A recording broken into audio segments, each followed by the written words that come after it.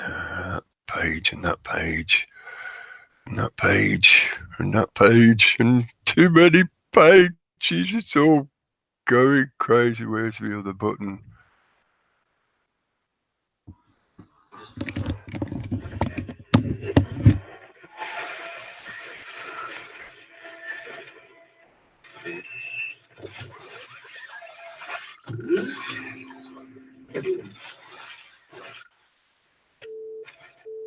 Welcome to your awakening.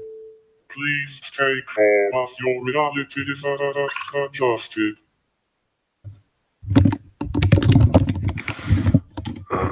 And welcome back again, folks. Greetings, well met. And stop that screen share. Stop that screen share. Stop that screen share. And I'm going to pop out chat. It's been chaos the last few minutes. When I happened to decide, like, right, okay, I think waited long enough. I know the Raconteurs news guys are still going, but they'll be winding up soon. And I didn't want to leave it any later. I think I might in the future, though, switch back to doing the 9 o'clock starts, but we'll see. But yeah, I thought I'll get it going.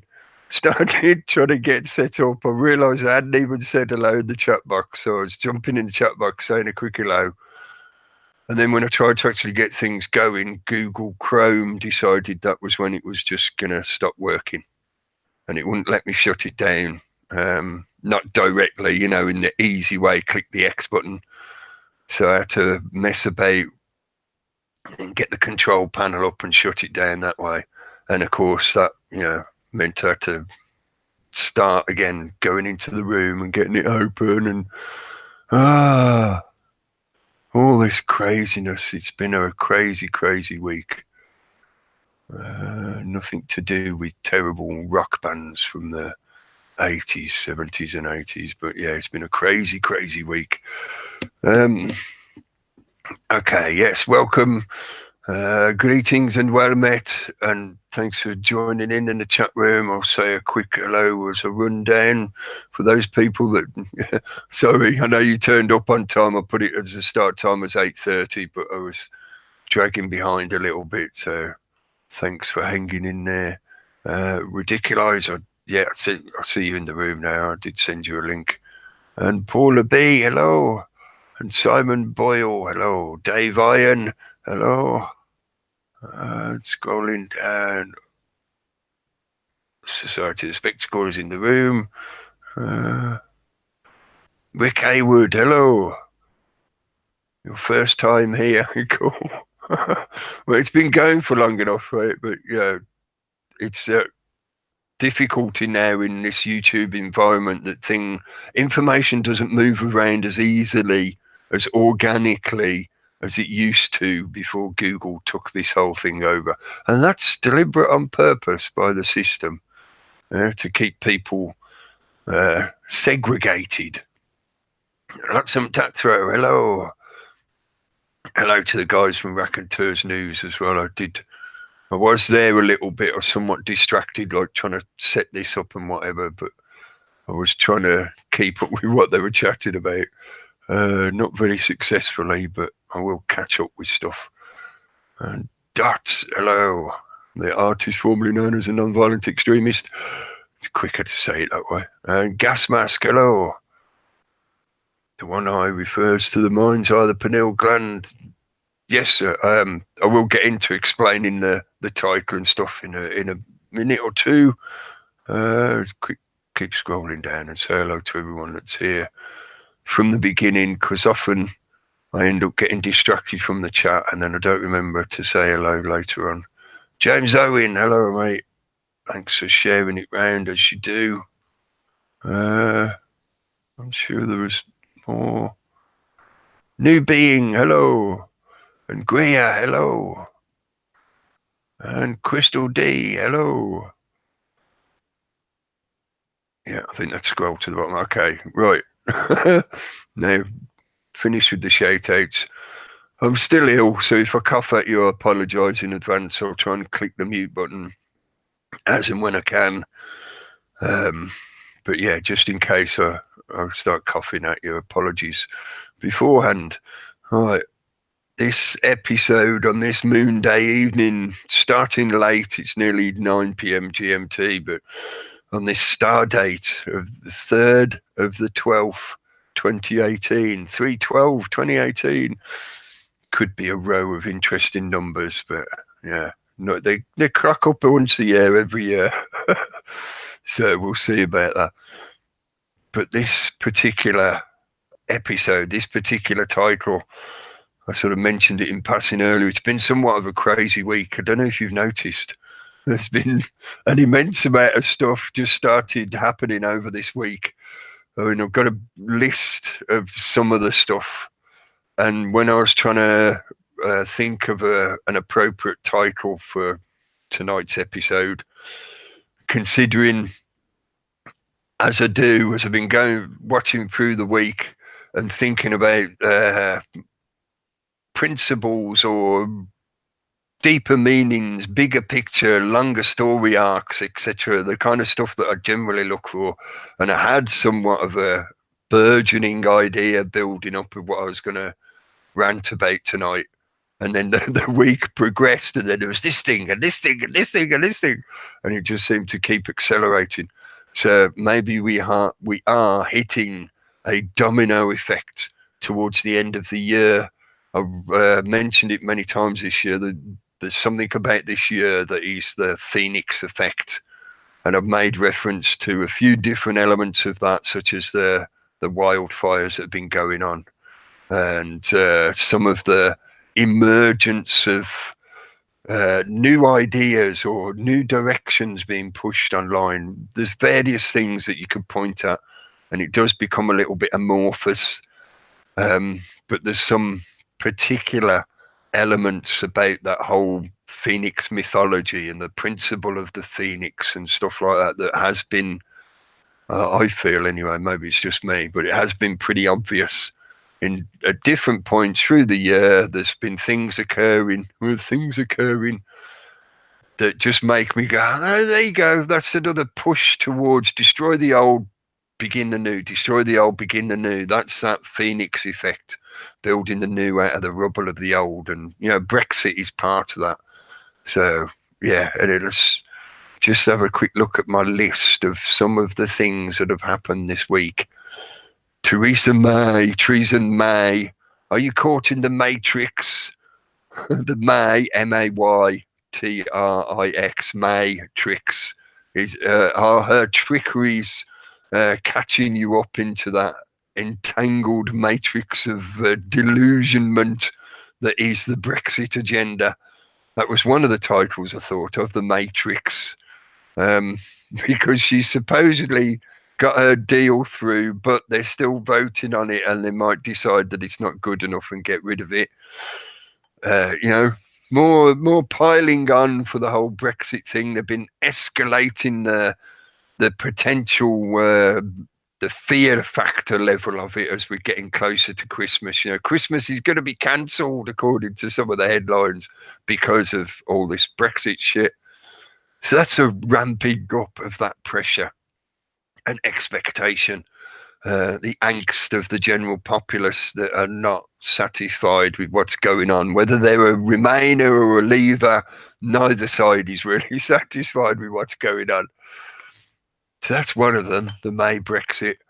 You got the situation in the USA with the caravan sort of buffering up against the border of the USA, and more details coming out about the situation there, the genuine situation, not the bullshit that's pushed by the propaganda media, again, to use as a fear tactic to make people think that their country's being invaded by the barbarians from the south, all that kind of crap. And then, of course, we've got the situation in France at the moment that is now spreading to other places, Belgium, Greece. You could as well, I think, connect it to some of the other protests that have gone on throughout the year. If anything, this year has been a year of protests in different places. And at a core level, they're all coming from a similar perspective. I'm not talking about the kind of engineered Soros agenda protests of paid NGOs, paid protesters and NGOs, similar to some of the bullshit that's happened with the caravan, the migrant caravan in the USA. I'm talking about the organic protests of like the yellow vests. Yes, there's some manipulation in that situation, but a lot of the people that are at least in favor of what they're doing, if not actually joining in with it, that's organically coming up from the streets through people's direct dissatisfaction with their situation. Similar to the atmosphere here in the UK at the moment, but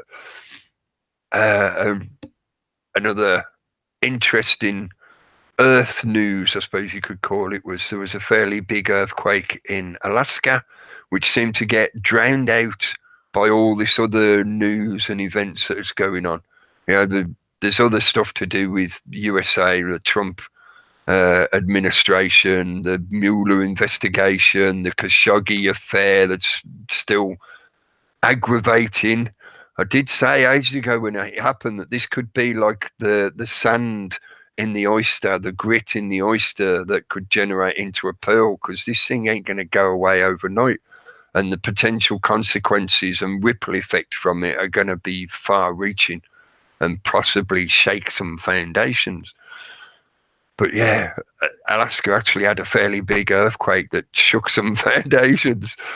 Yeah, but that news is getting drowned out. A lot of the Earth news to do with the natural environment is getting drowned out by all this other bullshit. And then the one other thing I thought worth mentioning, because I do wonder if some of this seeming acceleration or domino effect of craziness that seems to have been taking place recently or accelerating recently, the announced the announced death of Daddy Bush. I would usually refer to him as Daddy Bush, Herbert Bush, H.W. Bush, Bush Senior, the one who started the first Gulf War, the one who made the blatant speech about we can bring in a new world order, and when we are successful, the cockiness of that.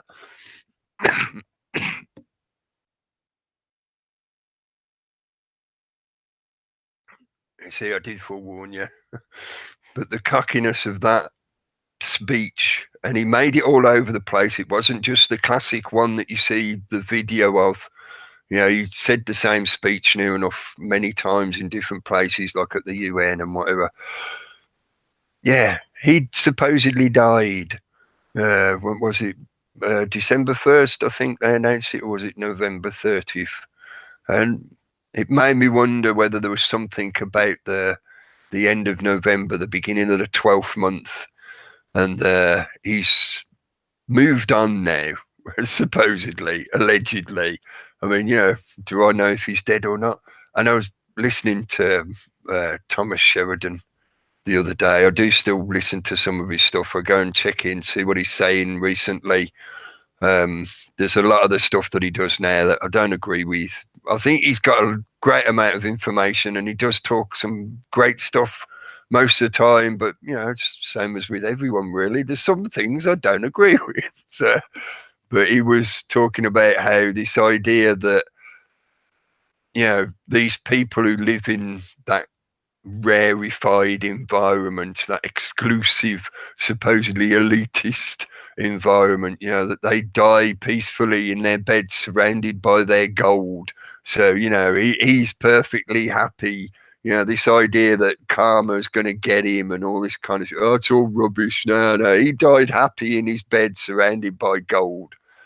And I just thought, well, that's a massive presumption to make, mate, because you don't know how he died, other than what they're telling you in the media.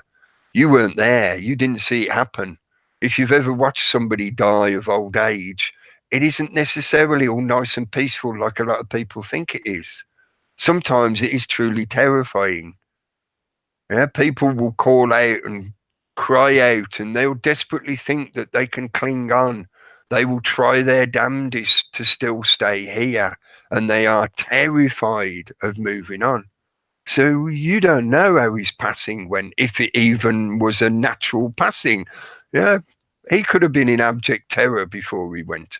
He could have been in horror, knowing that he's going to end up having to come back round again and probably come back as something quite unpleasant because of the various shit he's done in this lifetime, if karma has any truth to it. Yeah, so these kind of presumptions that, oh, he lived to 94 and he died in his bed surrounded by gold and wonderful own, all the stuff he owned. It's like, yeah, mate, all the stuff he owned here. In other words, he's going somewhere where none of that stuff fucking matters. He can't take it with him. So this idea of he must have been happy at the end, what, happy to lose it all? So in other words, he never wanted it in the first place if he's happy to lose it all. Your argument makes no sense, mate. But yeah, anyway, all this stuff going on. Daddy Bush departing this mortal coil, hopefully not coming back again. Hopefully he'll get stuck in a lower density and we won't see his incarnation again. It won't be needed again for any reason. But yeah, that's a bit more esoteric. But maybe we could start getting into that, because I sort of mentioned somewhat of a list of various things that have happened this week to add to the chaos, add to the pressure, add to the expulsion. There's a lot of this stuff being brought forward, I say stuff very loosely in reference to a lot of what people consider to be bad, negative, destructive, unhelpful, unhealthy, etc. Stuff that's generally not wanted in life. But is a lot of this stuff being brought forward because it is the remaining bile and the filth that is expunged as the system changes form. Maybe I shouldn't use the word system, as the organism changes form or gives birth to something new. I mentioned the Phoenix thing earlier. The Phoenix principle, something I've talked about before, is the revolutionary wars. When you examine them, I'll talk from my point of view and not project onto other people. When I look at them over the years, I came to a continuing conclusion. It's not finished; it's still going, because I can change it if I've come across more information or ideas or perspective or whatever. But the revolutions were exactly as described in the word itself. They revolved. They went 360. The people revolted. They went and attacked the institutions that made up their nation states, their governments, whatever, all those usual kind of system institutions. They metaphorically tore them down as well as literally tore them down in many cases. They attempted to eradicate those that they felt held positions of power or were in power, the aristocracy, the monarchs, kings, rulers, all that kind of stuff. They tore them all down. They execute a lot of them. And then within less than 100 years, they're back to the same situation all over again. All of them, every revolution. You look at them and the same process happens. It's a process of destruction that eventually, after the rebuilding has occurred and all the institutions have been reinstituted, they're back at the same place again. It's a different time. It's a different fashion of clothing. It's a different style of dancing now in this generation, but it's the same process gone back round again. The same system is still in control, sat on top. And I felt it helped me see that revolutionary system was that Phoenix principle that they use periodically to eradicate stuff that no longer serves their purpose or does not serve their purpose as efficiently as these new ideas that they want to bring in. So then we come back to this idea of the changing of the age, the changing of the paradigm. The old world is over. The old world order is done with. Now we're going to have a new world order. Daddy Bush is there again, giving his speech. When we're successful, and we will be. And we will be. Now, that Phoenix principle was nothing to do with helping people evolve beyond the bad shit or to get forward away to better themselves beyond that bad shit. You know, and we're generalizing bad shit, like I said earlier, all the things that you consider bad for you, unhealthy, unhelpful, whatever. There's an immense amount of stuff you could include in that subject title. But it doesn't really help them progress away from all that bad shit. All it does is just give people the illusion that things have changed radically such that you should now feel satisfied with this newer version of the same old shit. Now this shit has been sprinkled with glitter, so it must be different, right? It's the same old shit, but now it's got glittery, sprinkly bits on it. That's all they do with the revolutionary process. And that is that mythological principle of the phoenix, reborn again from the ashes of its own destruction. So, I've had various other notes that I've been scribbling down over the week. And a big chunk of what I wanted to actually talk about originally tonight was about that subject matter, or certainly the extending beyond just the simple definition of the word technomancy that I mentioned recently, and responding, Gasmask in the chat now, hi mate, responding to some of the comments that Gasmask had left under my video from last week and the week before. And he'd asked, I mentioned it last week in the sort of chat conversation that we did, the question about could what they are doing using a mixture of propaganda plus other methodologies such as alteration of food and water intake and environmental factors that have a biological as well as psychological effect, could those things combined be considered sorcery when in terms of how they alter people's states of mind or thinking? And I agree with that completely. Yes, it can be. It may be a little bit semantic, as in the definition of the word sorcery, but really that is what you're talking about. And that got me thinking more about the concept of technocracy merging into the concept of technomancy, because, as Arthur C. Clarke very aptly put it, any sufficiently advanced technology will seem like magic to anyone that does not comprehend that it is technology, that doesn't understand it, doesn't understand how it works. It will seem like magic.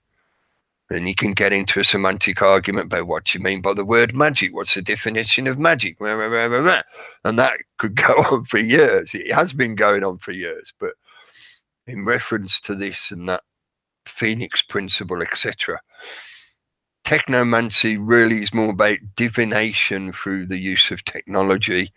But I think it could also be applied to just using technology to achieve seemingly magical effects, or to what somebody who does not comprehend the technology sees it as magic. So if somebody comes along with the latest technological gizmo and waves it around by your head, and you suddenly feel amazingly better and euphoric and happy, and you're like, okay, that must be a magic wand or something. It's like, no, it's just emitting frequencies that affect your brainwave pattern. And we've learned the right frequencies to give you this sensation of euphoria and happiness.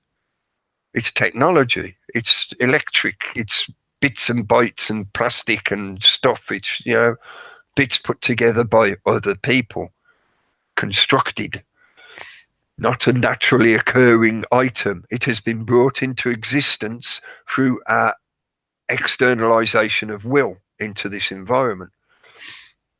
Magic. What is magic in some definitions is the application of the will into this external environment, the bringing forth of your ideas that are in a non-physical or metaphysical realm of concept only into some kind of physically affecting element in this reality.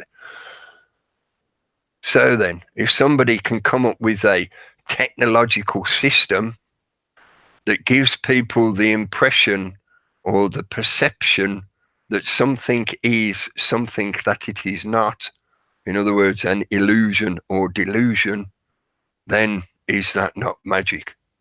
To those who do not understand or comprehend that it is technology and how it is constructed and used. This was further added to in my head, in my thinking, when visiting my family, and I end up getting subjected to normal television shit because they all still glued to the telly box. And I watched a little bit of the latest Doctor Who episode, the BBC staple Doctor Who bullshit, which I've ranted about loads over the years. And it just added more evidence, as far as I'm concerned, onto my pile of bias against that propaganda bullshit. But some of the elements in that where they were doing exactly the same thing, using technology to give people a perception of something as being real, an illusion that something is real, when it completely was not. It was totally just constructed. But in doing so, they actually affect their thinking, the people's thinking, their thought patterns, therefore their behavior and what they desire in life, what they fear in life, etc., etc. It's blatant now. The latest Doctor Who series, the propaganda in it is absolutely blatant. It's hilarious watching it, but yeah, it's not supposed to be funny. At the same time, some of that comedy is like gallows humor. It's desperation of, if I don't laugh at it, it's going to scare the shit out of me. That they're actually pumping this stuff out on a main broadcaster to a large audience. So in other words, there's millions of people out there being subjected to this, as I sort of pointed out and defined earlier, sorcery. They're actively affecting the way people think and therefore behave. Yeah, again, it could be simply a semantic way of saying propaganda. But I think it goes far beyond that now.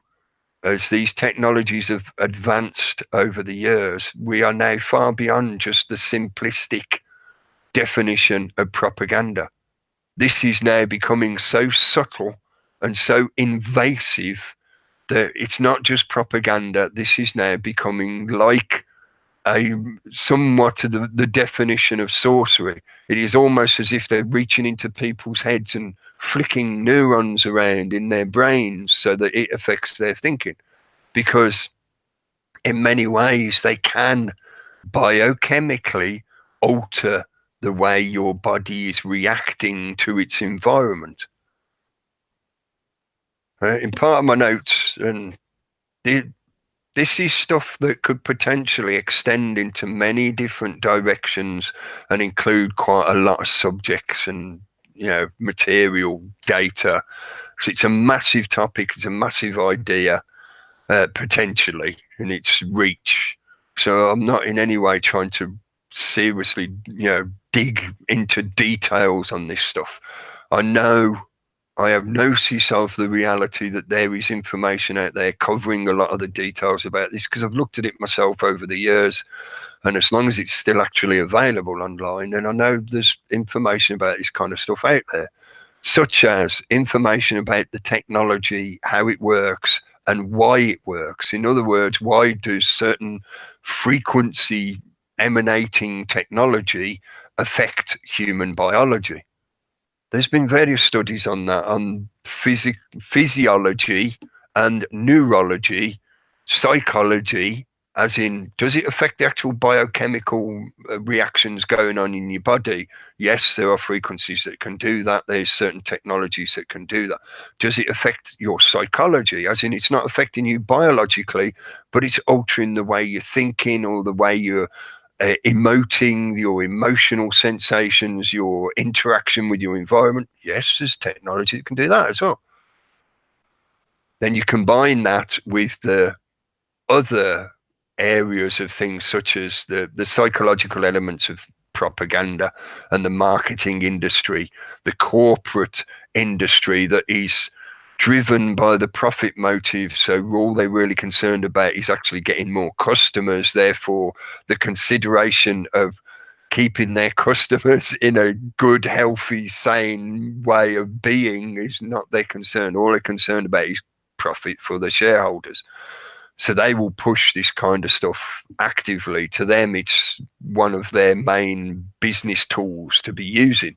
How best can we persuade people to buy our product? Well, why don't we just stick something in their heads that makes them want to go and buy it? How much longer before we get to a point where people will buy a specific plug-in that makes them feel like they want to go and buy something? An addition to some of my thinking was a video that Truthstream Media put up not long ago, where they made reference to the Penfield organ out of Android's Dream of Electric Sheep, what is basically the Blade Runner storyline. And the Penfield organ was an idea of like you dial up the sensation you want. So, if you want to feel excited, you dial a certain number on this thing and it would give you a stimulation, a stimulus that would alter your thinking in such a way that you had that sensation.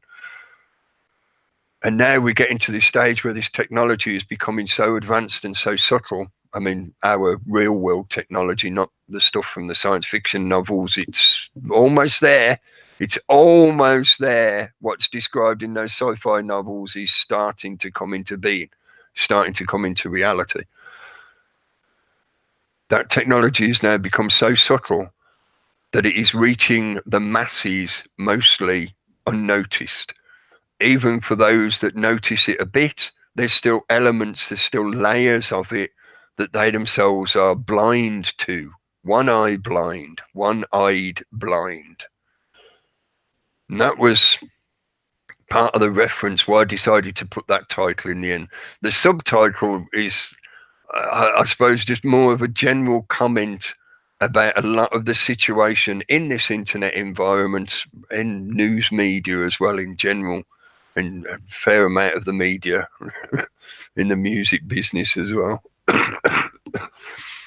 A bit of a cynical comment about how a lot of what gets pushed around, a lot of what is popular, and a lot of what people end up wanting to go and look at, listen to, have projected at them, is stuff that is based on keyword responses, which are programmed responses, which is, again, that element of indoctrination to suit the propaganda.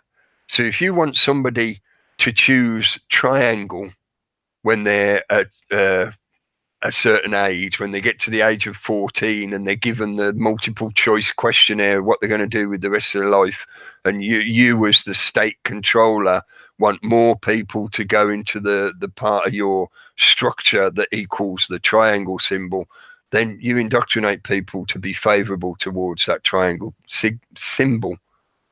Yeah, you rubbish the other ones. You say, oh, you don't want to be a circle, mate. That's just boring and round, It just rolls around all over the place, doesn't achieve anything. You don't want to be a square. That's too hard and solid, Nah, you want to be a triangle, mate. Yeah, triangles are great. They like pointy and sharp, and it's indoctrination into a favorable environment.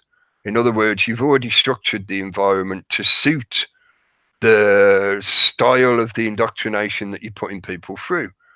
So people come into your social environment, your society that you've constructed for them, with this expectation of, well, I want to see triangles. Yeah. Oh, there's a triangle. I feel good and comfortable now. I feel like I'm in the right place. Because as I was growing up, I was indoctrinated to think that triangles are great and wonderful, and I like them to be around. I'm making a little reference here to that last Doctor Who episode. If people haven't seen it, there's a lot of triangles in that episode. I wonder why. Yeah, all about a virtual world illuminating, coming out of a triangle. Ooh, and it's a conscious universe. You can't have a conscious universe, people. It's not allowed. Oh, did you get all those connections? Maybe. But anyway, you want people to feel that they're in the right place because they've found the things that match their indoctrination.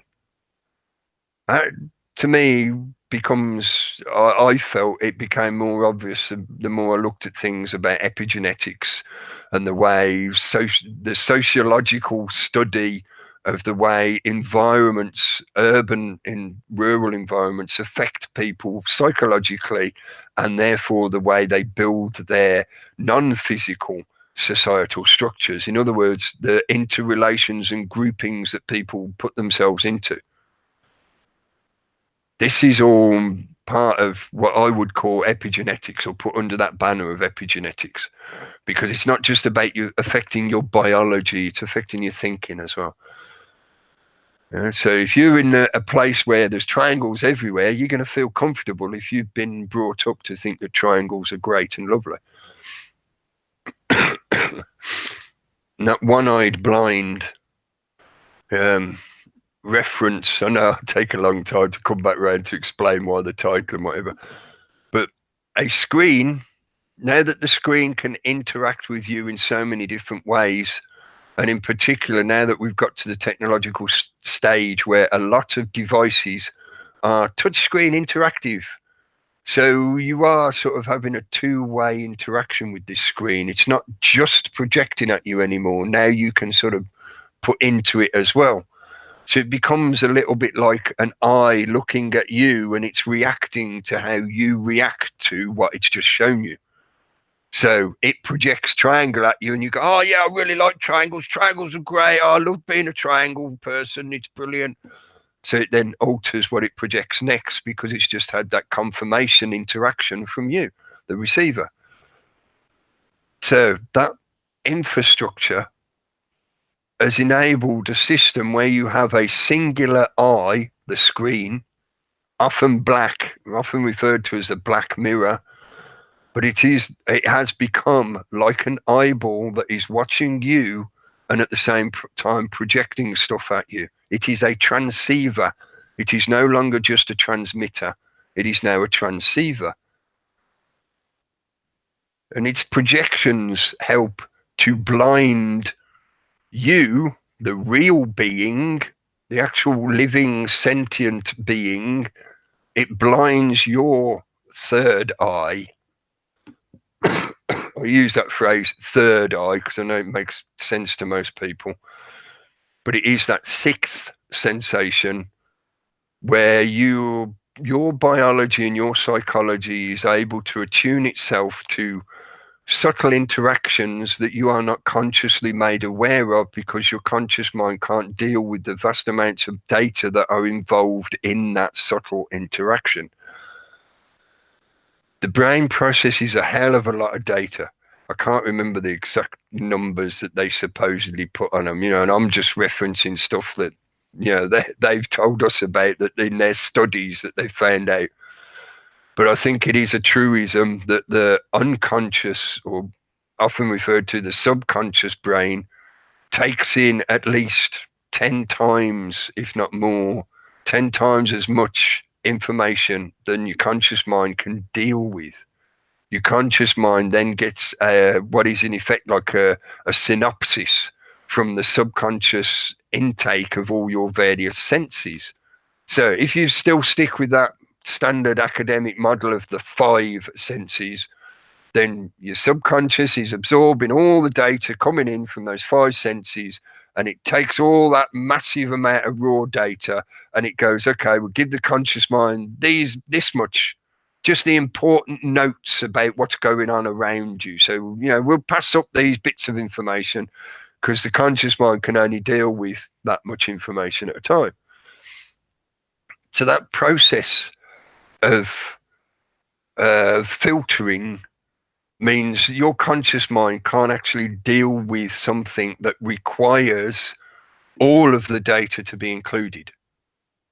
It can't see the patterns of the bigger picture because that's only revealed in the bigger data package as a whole.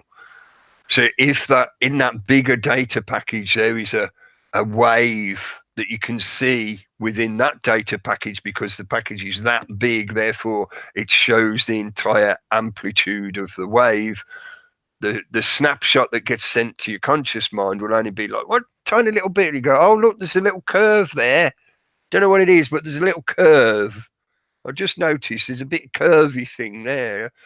Makes no sense to your conscious mind because you can't see the rest of the pattern.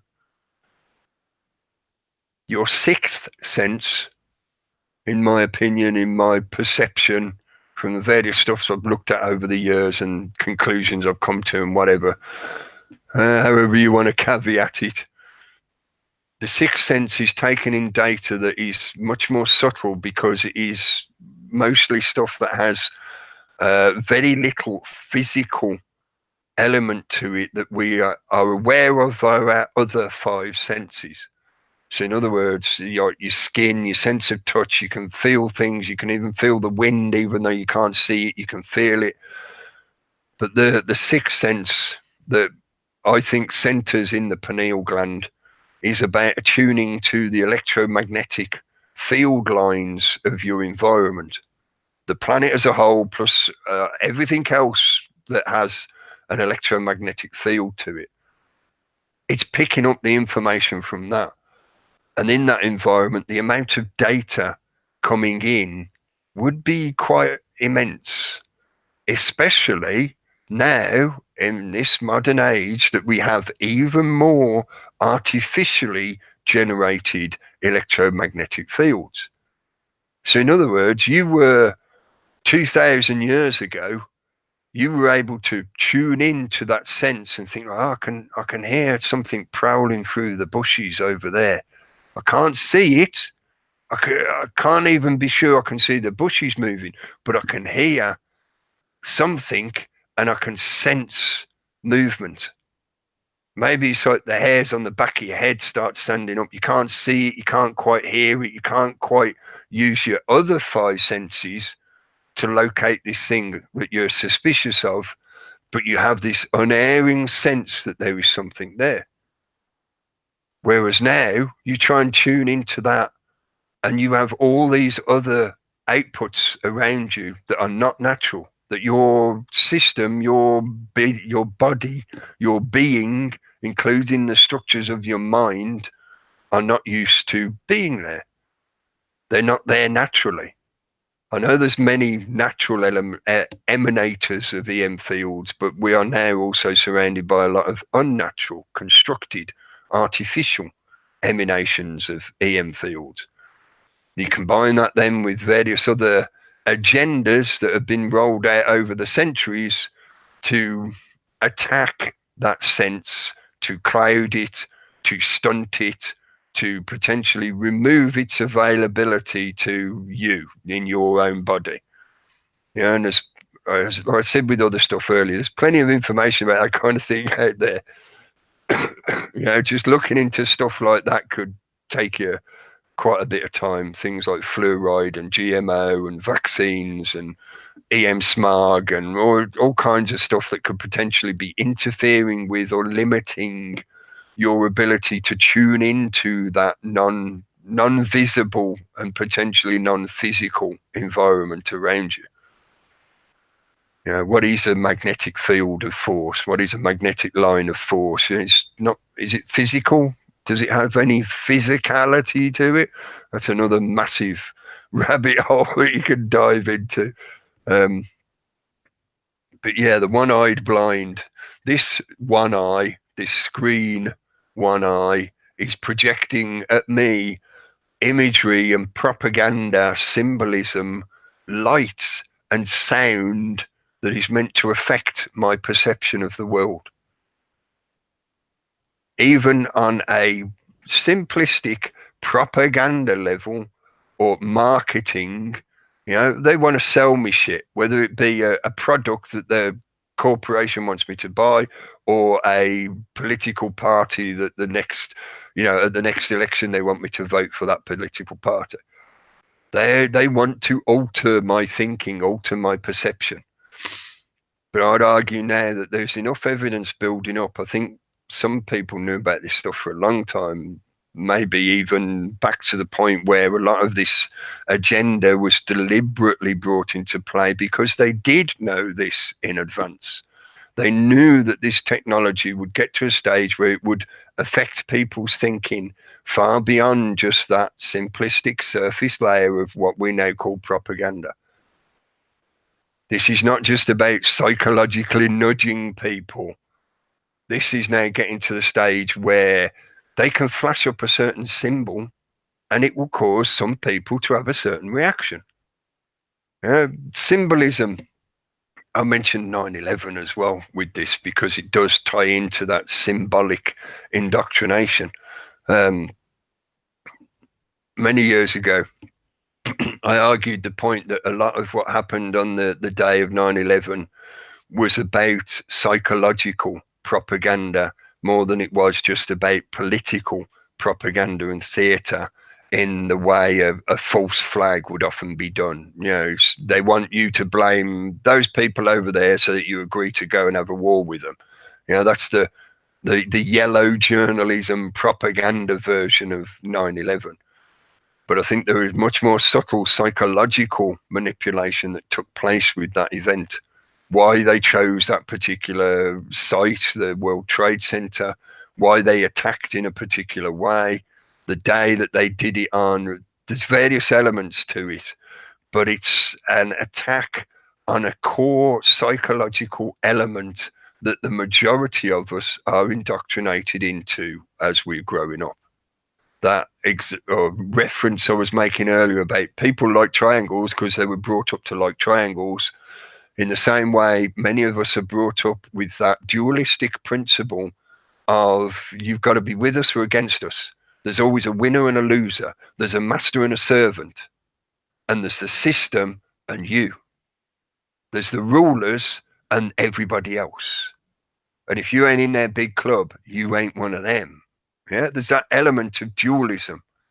And the effect on 9/11 was about destroying those foundational structures that they'd put in place over at least the last 100 years. Bit more than that, I think, probably stretching back to medieval times.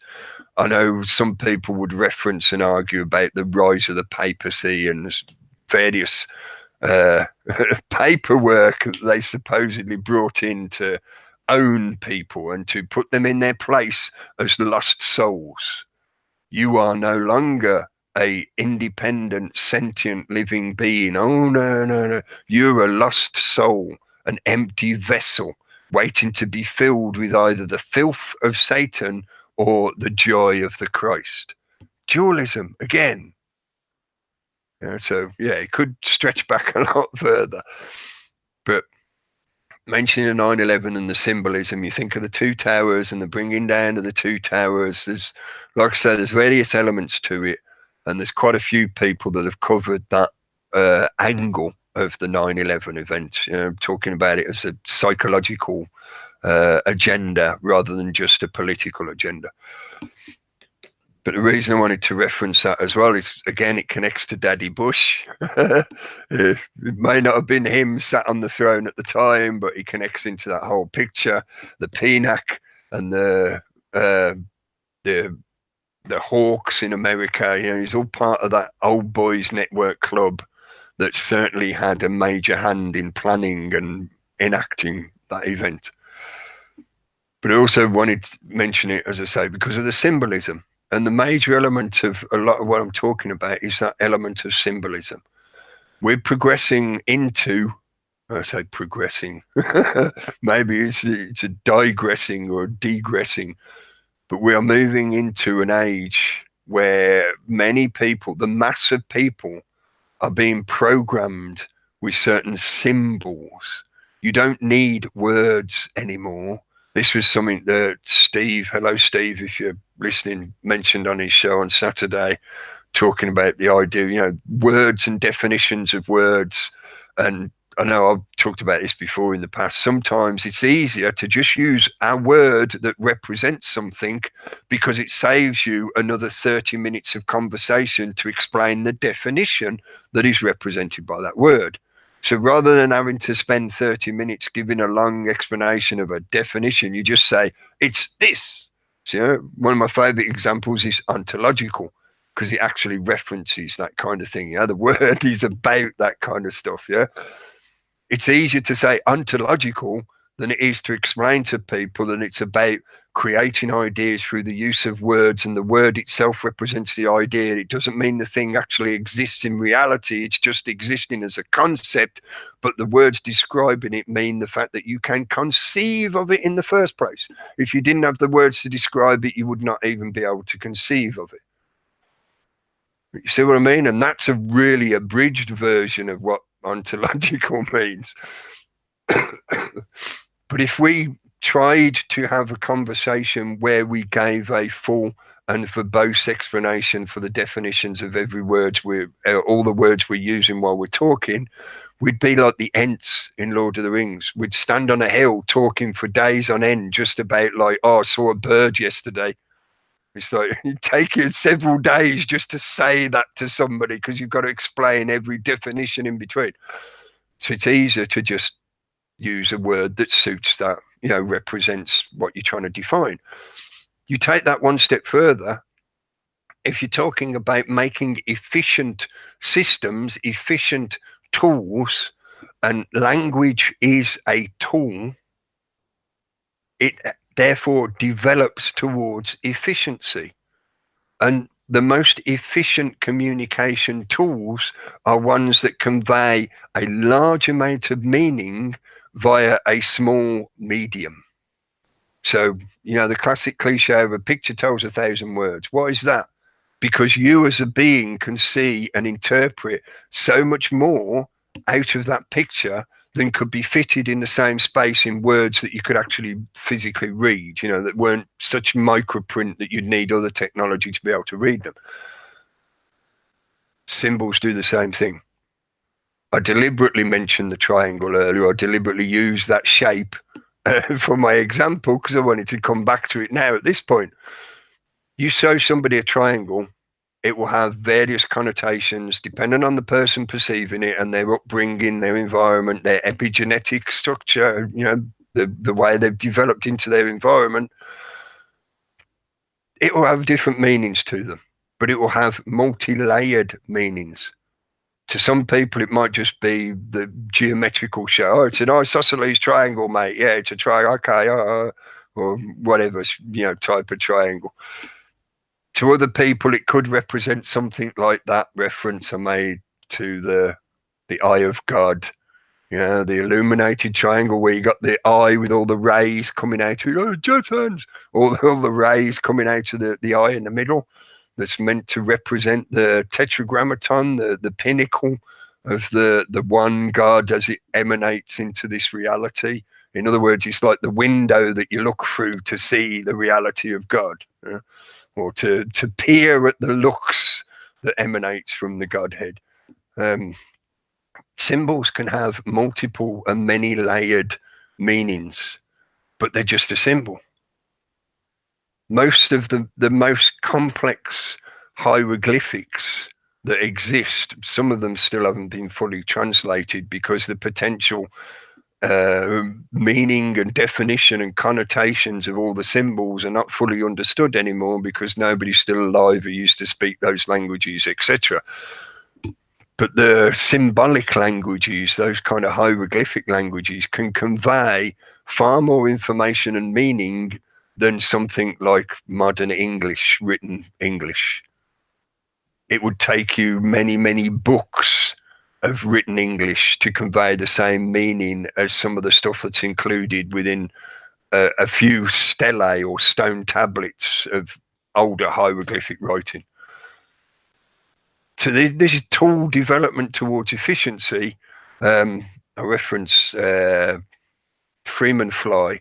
If you've never heard of Freeman Fly, just do a search on the YouTube for the channel Freeman Fly, 2 separate words, Freeman and Fly, F-L-Y. I know he's not to everybody's taste. He can be quite esoteric and exoteric most of the time. That's part of the reason why I've listened to him over the years. I've listened to his stuff for years and read some of his stuff that he's put up when he used to put up articles as well. But he covers a lot of interesting, if you're interested in this kind of subject matter, looking a little bit towards the esoteric and the occult. He's a very interesting guy to listen to. He's got a lot of knowledge and he has a lot of interesting guests on to talk. But he referenced similar stuff recently, I say recently, it's probably a few weeks ago now, referencing the idea of the age of Horus, which is something that comes from the works of Aleister Crowley, and supposedly something that he was working towards, and it was part of the narratives and agendas of groups like the OTO and other, secret society influence groups and shit like that. But this is this concept of bringing the world into this new age of enlightenment. The very worded new age. I could put in my subtitle, keyword, keyword, keyword. The very concept of the new age, people think it comes from a bunch of hippies in the 60s. No, it comes from the turn of the century, and it's nothing to do with hippies. It's to do with these elitists who think they're better than everybody else, who believe in the concepts of utilitarianism and eugenics, who want to see the useless eaters eradicated, and those ubermensch that remain will be heightened up to that of enlightenment, of demigods. That's what they were talking about when they're talking about the new age. This is shit that comes out of the golden dawn. Not a bunch of hippies smoking too much pot in a field and listening to music, man. It's talking crap. But that's the, again, epigenetic environment of the limitation of knowledge to make sure that the mass of the public have this attitude whenever the concept of new age is brought up. They automatically leap to this, I don't like that, mate. It's a circular thing and I'm into triangles. I was taught to like triangles. So your circle idea, mate, nah, don't like that. In-depth, generational, subtle indoctrination and programming that refers and uses simple, well, I say simple, in its imagery, it's simple, but highly complex in its meaning and ability to communicate meaning, symbolic language. Again, reference 9/11. But this idea, the age of Horus, and this was really the major point. I know, like I usually do, I've gone around in a big, long, beating around the bushes track. But why I say this is about technomancy. What could be, speculate without having the ability to say I know for absolute truth, what could be one of the main elements that you would want to be able to manipulate if you truly wanted to be able to become a demigod within a reality where, as far as we can tell so far, as far as all the best science and all the best religious arguments can bring forward, is a reality that is based on the movement of light and its reflection of frequencies, or its alteration of travel via other frequencies, and whether it is a wave or a particle making a difference to what is actually emanated into the perception at that point of the observer. And that may just that one sentence may have sounded so fucking complicated. I'm sorry, I'm trying to explain myself. As far as we know, everything in existence is energy vibrating at certain frequencies. The very concept of physicality is meaningless. It's just a word we use to describe ideas that fit within that definition that we give when we say physicality. I cannot put my hand through this wooden table, not very easily.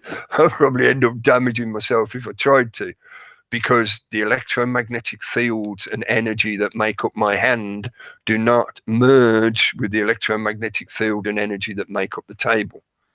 If I could alter my own frequency in some magical fashion, maybe I could merge the two together. But as it stands in the world we inhabit, no, it doesn't happen. Not without me breaking bones. But the point being that interaction is viewable, perceivable by us through that transmission of vibratory information, even through your skin. What you're actually doing is picking up the vibrations of those other energy fields, and your biochemical systems are then translating that into what you call senses.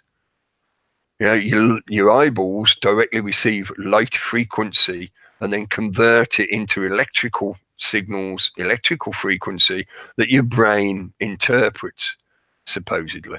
Yeah. And again, this is all referencing stuff that the academic system itself pumps out. But my point in saying that is, when it comes down to it, it's all basically light being manipulated. I know there's a big push with this idea of the holographic universe at the moment, and oh man, perfect timing.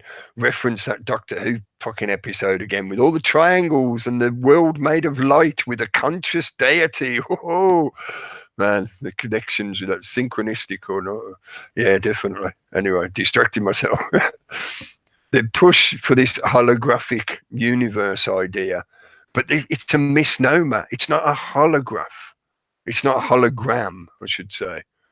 It is a fractal emanation of light, fractally refracted to based on the position of the observer and what they're actually able to observe via their interpretive senses within that environment.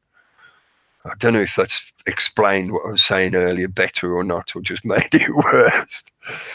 But it's a manipulation of light more than anything that we perceive. That's how we interpret the physical reality that we interact with, what people refer, the 3D world. We interact with it via our interpretation of the perceptions of it. So if you mess with someone's perceptions of it, you alter what they think is real. If you mess with somebody's visual cortex, oh man, again, synchronistic. There was a blind girl in that latest episode, and I was thinking there's got to be a deliberate reason why they included a girl that's blind, and it's part of the script, the plot line explanation and whatever. But I think there's more to it than just that. She was the blind being led by the one-eyed king, the Doctor. I think that's more the reference they were including. But if you are being interfered with, if your perception is being interfered with, then in effect you are being blinded, or somebody's attempting to blind you, or attempting to throw dirt in your eyes so that you can't see the punch coming for your face. I know it's a big stretch, a lot of the stuff I'm saying, talking about everything being light and frequency manipulation. But only one other element I want to add into this, in this concept of the matrix of light and the connections to the New Age, the Daddy Bush and the secret societies, the Age of Horus, Aleister Crowley. What else did I mention? Symbolism and the bringing forth of that efficient language, such that you can show somebody one symbol and you can pretty much guarantee their reaction to that symbol. 9/11. It's actually two other things that I haven't mentioned yet. One is the effects that are happening with the solar output at the moment. I know I've mentioned this before, so I'm not going to bang on about it too much, but we are electromagnetic beings. We are frequencies of energy vibrating at certain frequencies. The sun, soul, our sun is also an element, an outputter of frequencies. And our existence is affected by its output. The sun at the moment is going into a quiet period. I've speculated that it could be that within that quiet period, there is less pressure being put onto our electromagnetic field around us, which includes our own field that we emanate ourselves. But our environment, it's like we're coming out of a dense cloud. When the sun's in full output, when it's got loads of sunspots going across it and it's bombarding us in the way it does, it's like you're under a heavy cloud, or you're under a quilt of electromagnetic pressure that gives you a certain sensory restriction. Whereas once that is removed or lessened, your senses can expand further because you're now able to, see further because the fog has lifted. You could add a lot of the cliches, references to that, like the lifting of the veil.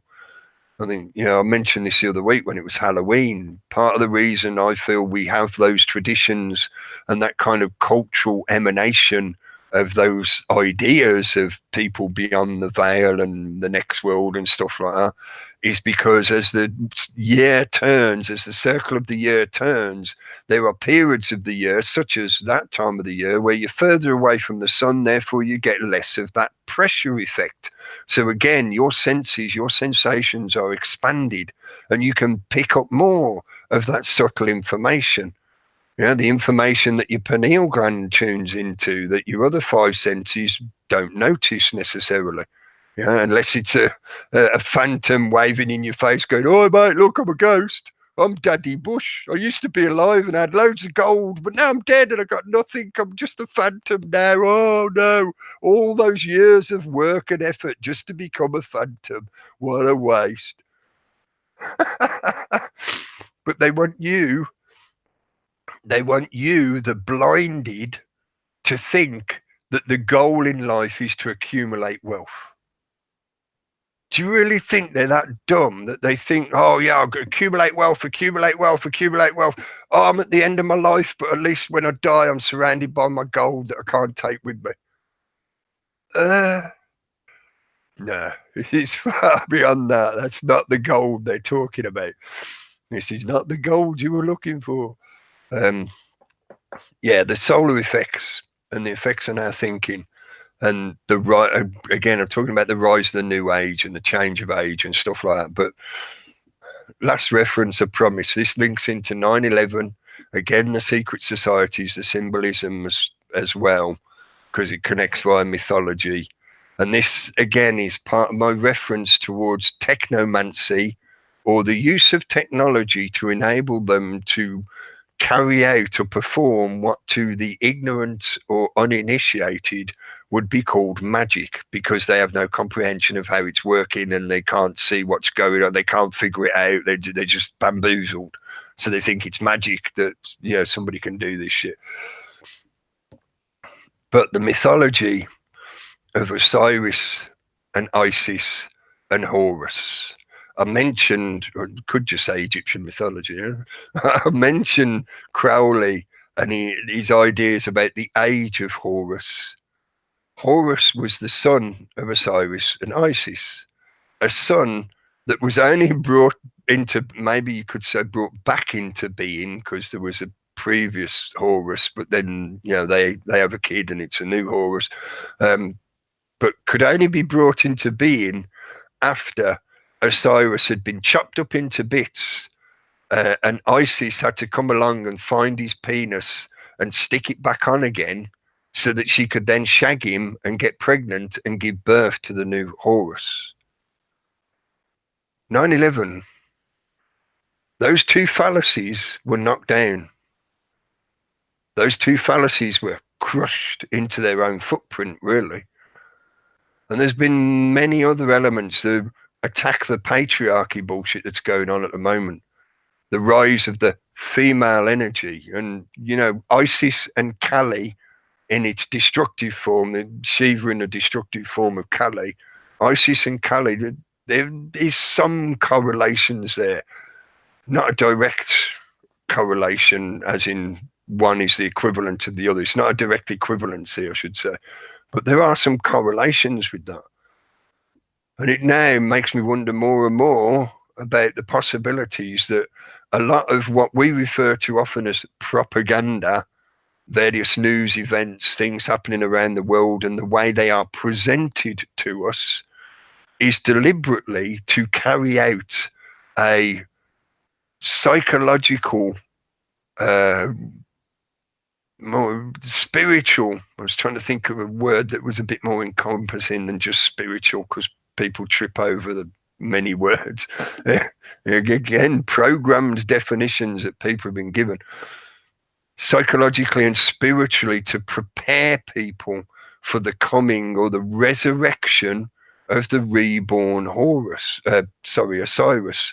Yeah, after he's stuck back together again and gone through his mummification process and all that stuff, and he comes back again. You can connect this into astrotheology as well, but like I mentioned earlier, I've already been ranting for over an hour. This is a massive potential concept, a potentially massive concept. So there's a hell of a lot of stuff that you could or include that could be brought into this.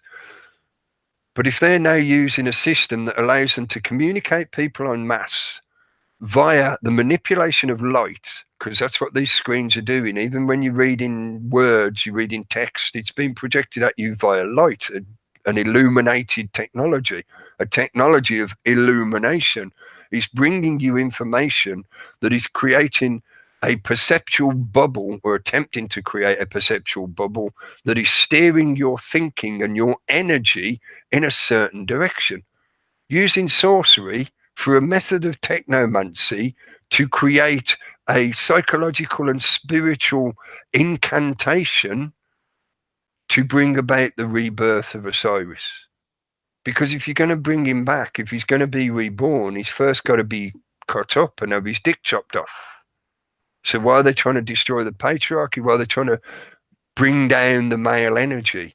Why are they effeminizing most of the male population? I know in many ways it can be very well argued, and a lot of people will think it's just about, making men weak so that when they bring in the enemy, we won't be able to fight them and shit like that. There's some elements to that, but I think it goes far beyond that. That's just the current requirements for, say, the next 10 years. But these people don't think in 1 year or 10 years at a time. They think in generations at a time. They think in 100 years, in 1,000-year time periods. So to get to the 1,000-year Reich that they want, if you take that direction into some of these potentialities, they need to create this situation where there's 10 years of war. Well, 10 years out of 1,000. Yeah, fuck it, we'll have 10 years of war. We ain't worried about that. That's like going around the corner to buy fags. Yeah, it's a 5-minute job, mate, and you're back again. And way, now you're getting ready for your 1,000-year Reich. To this simplification that they feed the general masses with the alterations that they do and the additions that they put in there, fake news, false events, hoaxes, all that kind of stuff, to create this thought process and this energetic funneling process in a deliberate fashion. Yeah, like I said right at the start, it may be semantic, it may sound semantic, but isn't this what the definition of magic is? Not illusion, not illusionism, not like an illusionist, somebody who goes on a stage and does trickery to make you think they're doing something. No, I'm talking about magic, the emanation of will into this reality. They want to bring about this new age of what they call enlightenment. To do so, that means the masses have to choose to destroy what's already here. They have to choose to step through that phoenix process, go through that phoenix gate, as I referred to before, so that they can willingly participate in the building of this new age, this one world system. Think of that as well. Osiris is a singular, the singular thing. It's also often usually green, I think, which, again, I said it earlier, could connect into astrotheology as well. But it did make me wonder about that potential subtle mythological, psychological manipulation of the removing of the penis of Osiris, and then eventually they will stick it back on again and they will give birth to the new Horus. The age of Horus, question. The age of Horus, question mark, maybe. But I think I have mentioned, I'm just checking, because I got bits written down on a bit of paper, but I was just checking on my other notes as well. I think I've mentioned everything. Jump in whenever you want, guys. I think I'm done. I've ranted it all. Hopefully, some of it made sense. It all made sense. All of it made sense, Cookie. Good stuff. Yeah. Yeah, the story of Cyrus, I think we need to take a step back from that and remember, because the story I read somewhere was that Osiris the Pharaoh, and why was he Pharaoh? One time he was maybe the leader of the clan from southern Egypt that invaded northern Egypt. Give it 2 or 3 generations, and the dynasty becomes divine. Well, he was killed, but because he was something like a tyrant, yeah, and all the districts of Egypt decided that they needed to knock him off, yeah. But then they'd killed a divine being, so they had to share the blame. You know, they had to share the guilt, and that's why they cut his body up into 78 pieces and took him to all the regions of Egypt. But let's stand back from that. It wasn't Osiris they killed. It was the top of the pyramid. It was the hierarchical system itself. Mm-hmm. So one thing that you've got to remember is, that just like the yellow jackets, when you push the people and they rise up and they drag down the pharaoh, those same people, like in France, who are supporting the yellow jackets, 2 or 3 months ago, they were reading The Sun. They were reading stories about a bloke whose wife had cut his cock off. You know? Yeah. So they make up this story about ISIS going out and collecting the parts, and they include the bit about the dick to distract the people, because 90% of the time, that's just the kind of story that will distract them from the fact that they attack the structure itself. They pull down the position of the top of the pyramid. Because if you pull down that leader at the top of the pyramid, no leader is ever going to be safe again. So they had to kind of cover up what happened, that the people rose up. Yeah, that's my thoughts on that one. And the lies continue on, don't they? Yeah. They never stop. Twisted. I think yeah. it'd be a bit of a stretch to try and claim that the people at the top of the pyramid at the moment are all having their dicks cut off. I don't think they are. But it's more, I think it's metaphorical, but it's being used in a magical fashion via the technological manipulations, the propaganda manipulations. And it's about affecting people's psychology at a very deep level. In the same way as like what they did with 9/11. That was more about making people feel like the world is coming to an end, that all the things that you considered to be secure institutions, like the Iron Throne, it'd be the equivalent of if on Game of Thrones somebody fired a jet at the throne and blew up the throne itself. It's not that it was an individual. It's not like when they shot JFK.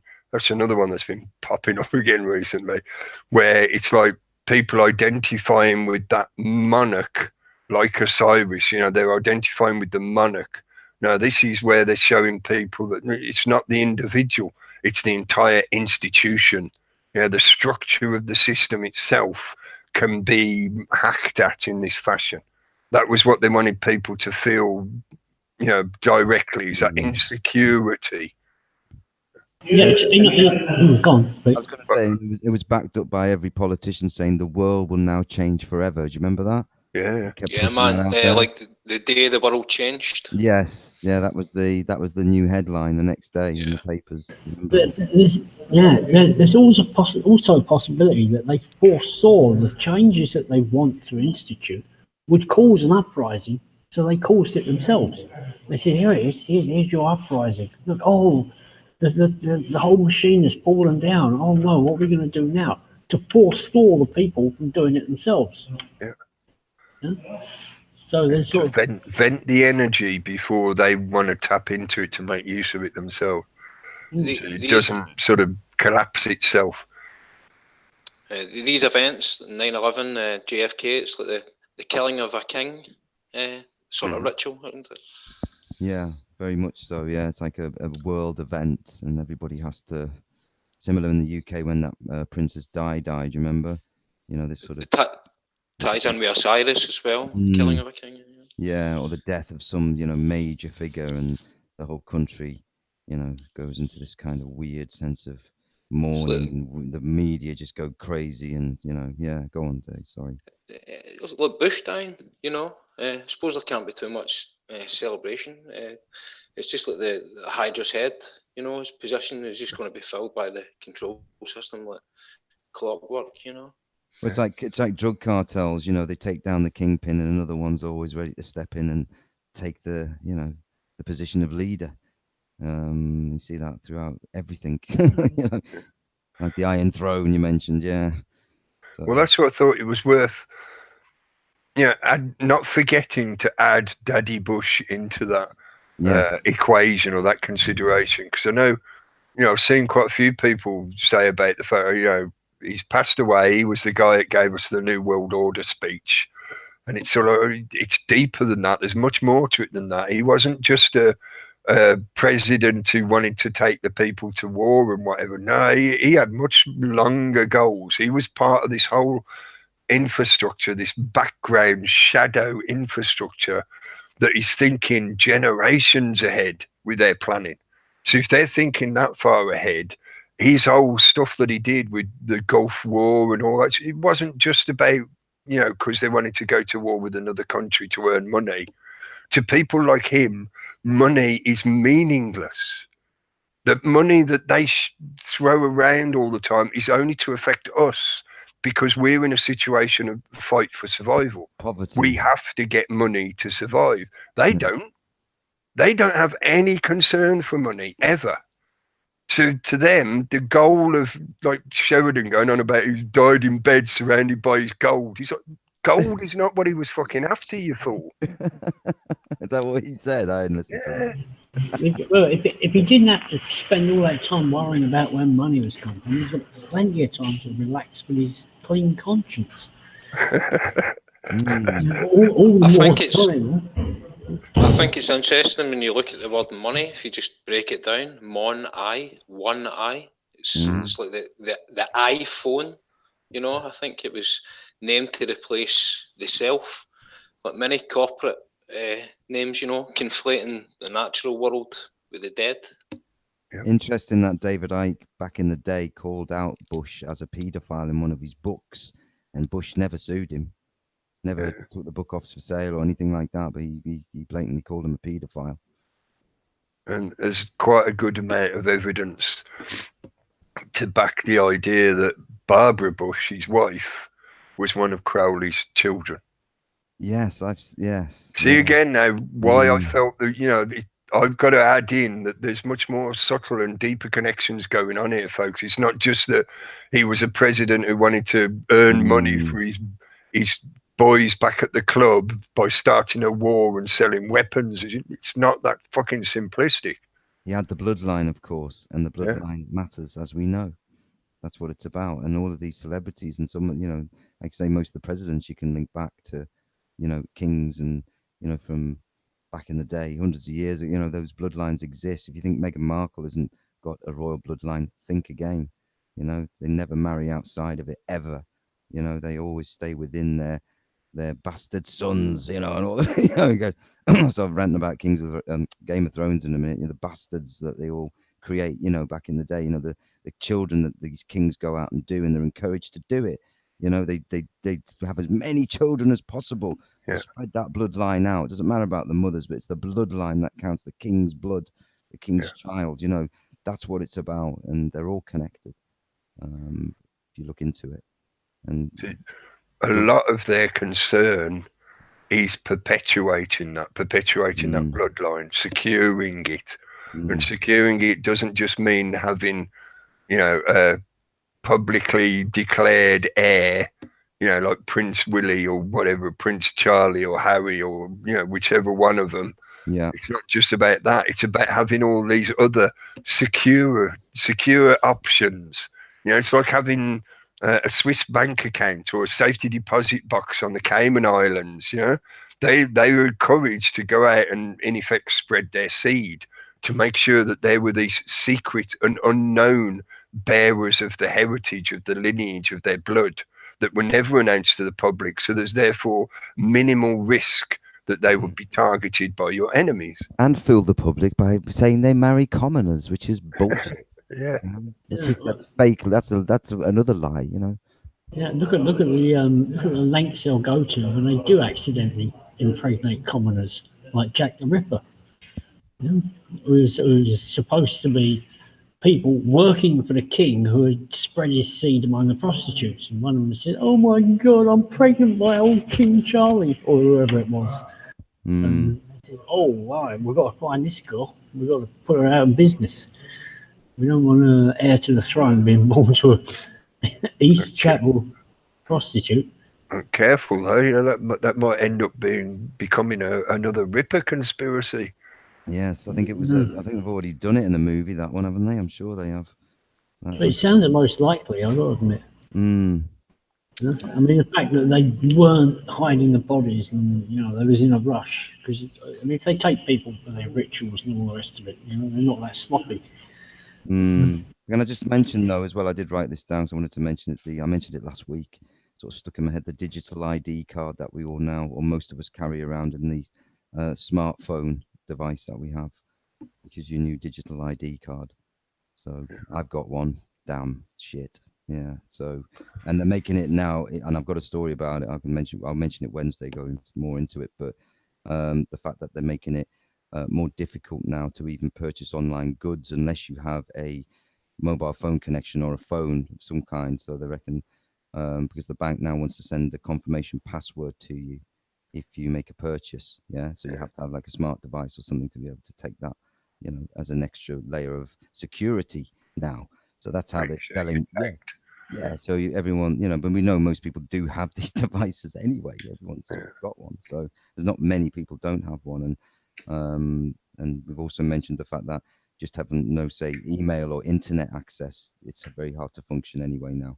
You know, they've almost like excluded people, or beginning to, you know, make it very difficult to just, you know, sign up for anything that, unless you have an email or some sort of internet connection, or you know, you can get to a device of some kind, then you can't do anything. Then your whole life is a mess. And like I say, with cashless payment systems, getting on buses, getting on, you know, just normal everyday things that you could pay cash for, and blah blah blah blah. This is all being phased out with these new scrying devices. I think Max Egan calls them, which is about right. But it's like an ID card. It's your new ID card. It's you, you know, and that's how it's all been rolled out, and it's been built around us whilst we all argue and sort of spit shit at each other about Brexit and Theresa Matrix. I like that one actually, Cookie. That was brilliant. Theresa Matrix, yeah. You know, and that's what's happening. I do think that all this stuff's been, you know, accepted by us en masse, and we're just literally enslaving ourselves more with it because they're in control of it. They're taking all the data, as we know, collecting it all, working it against you and whatever, and targeting you to think differently and manipulate you, like I say, on a psychological level. You know, and they don't need symbolism anymore. They've got the internet. You know, it's it's rampant with symbolism. Yeah. You know, like, I've got a habit of, I use emojis to a certain degree, but mainly my habit is that I like to put a smiley face at the end of some of my comments and statements and, you know, stuff I post that's text. Because one of the limitations that bugs me about text communication, like chat rooms and comment posts and stuff like that, is there's no emotional content to it whatsoever. And often a statement can be misinterpreted or misconstrued through the perception of the receiver. So me just, I'm a friendly person most of the time, so it's like stick a smiley face on the end, just so it sort of lets people know. It's like, look, I'm not saying this to be nasty. You know, if I was being nasty to you, there'd be no smiley face at the end. Yeah. Or just say you're a cunt, but without the smiley face to, you know, let you know that it's jokingly. Yeah. Yeah. But that element of emojiism now is getting to the stage where, and I know a lot of the time this sounds like just ageism, you know, old people complaining about the young generation and all that shit, but it's not. There are now literally younger people growing up who have difficulty with social interactions because the only interactions they feel comfortable with or that they have learned to deal with is via internet or phone interactions, and a lot of that is based on symbolisms of emojis. Yeah, the emojis are symbols, they're hieroglyphs. They're not just a nice cartoony picture. They are hieroglyphs. Yeah, one image, one tiny little symbol, one tiny little emoji can convey a lot of meaning, just as much meaning as several words at least. Yeah. I've got a kind of parallel here, see, because when you was talking about light earlier on, and the fact that the eyes receive light at light speed, Rodney Collin in his book notices that the speed of sound and the speed of light, well, the speed that magnetic waves travel is sort of like harmonically in between the two. Yeah. So you see the cricket ball where you'll see it and then you'll hear it. Well, the magnetic waves, if they could pass an impression of that happening, would arrive between the two. Slower than light, but faster than speed. So when you was talking about your electromagnetic aura, yeah, you see a thing, but then you're going to feel it afterwards. And this is a part of all meditation and all spiritual work in trying to slow yourself down. Because you've got to slow yourself down just a bit to be receiving those magnetic aura information. So they call the subtle energy. So you have to state to be able to actually feel it and or have any effect on you in that sense. But that's what you're talking about, the man-made EMF energy I put down here. It's anti-spiritual. Like the stuff you talked about, the wireless and the potential of this 5G being even more horrific than what we've already got to put up with at the moment. And that against, say, Earth's natural energies or sun energy, energy from this, the natural energy that we pick up, and we know about energy on the planet. We know that it's an energy grid basically, and we're living on it, and it has an effect on us. But man has tried to put, like you say, his EMF artificial stuff and whatever, and that's added into I think that's why we've had a massive rise in the last 30 years of people being ill and have disease, more than ever now. That's why I say it's an anti-spiritual energy, because it is that is the frequency where people would start to look for the spiritual, and they've just bombarded it with pollution. The parallel I wanted to point out was where Cookie was saying, you put down a text, that's like the light speed information, and then you want a slower, just a slightly slower energy there of the emoji to convey the information on two levels, two different languages, one a little bit slower than the other. Takes a bit more time to sort of absorb.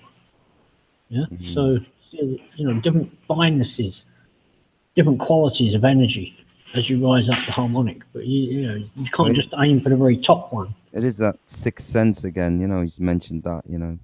That's what it is. It's getting to that level of sort of getting back to who you should be. Who we were meant to be, but we've been born into this fucking madness.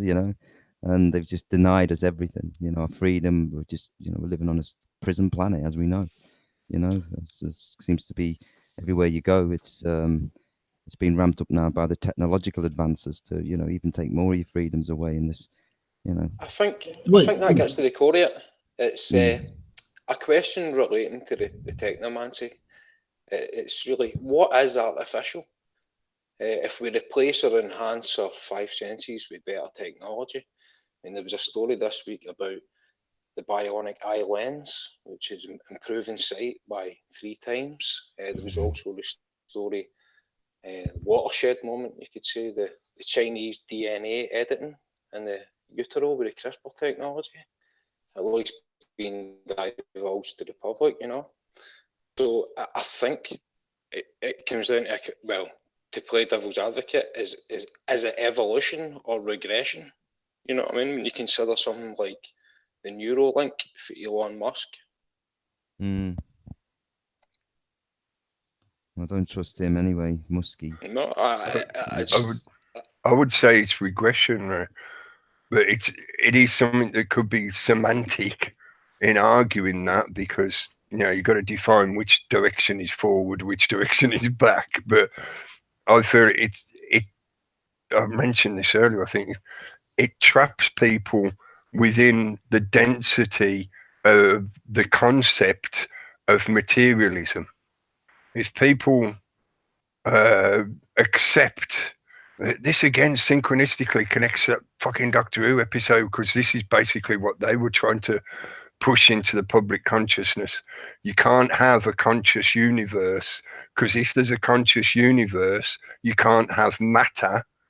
So if you want matter, in other words, if you want to be able to go down the pub, if you want to be able to do all the things that you learnt to love to do, in other words, been trained to love to do, then you can't have a conscious universe. Therefore, in other words, you can't have God. That's basically what they were saying in that show. Yeah, it's science or God. It's one or the other. Yeah, you can't have both. It's not allowed, because they have determinedly they have determinedly over the centuries been working towards this goal of separating the two. Yeah, they're supposed to be separate, which is bunkum. It's specialization, isn't it? Yeah. And they're specializing the intellect, and they're losing balance. So they're losing out on one part and magnifying the intelligence, yeah, but losing the emotion and using the instinctive, because a lot of people, like you say, they don't value their freedom because they don't go and walk in the park every day. Well, they think they're free. That's the mad thing about it. And they think we're mad for saying what we say. So it's like think. There is the word there, Pete. The word. They think they're free. They don't feel they're free. No.